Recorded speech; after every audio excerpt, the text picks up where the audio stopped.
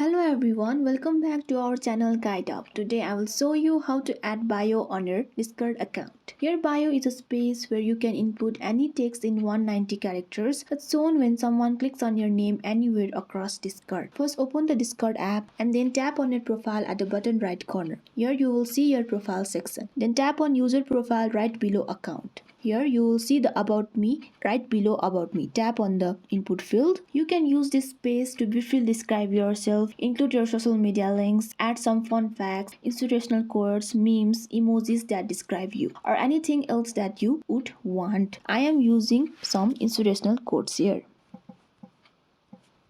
After typing your bio, tap on the Save option which is at the top right corner. Once you tap on save, your bio has been saved and you have successfully added the bio. Hope this video was helpful for you. Please don't forget to like and share the video and subscribe our channel. Thank you.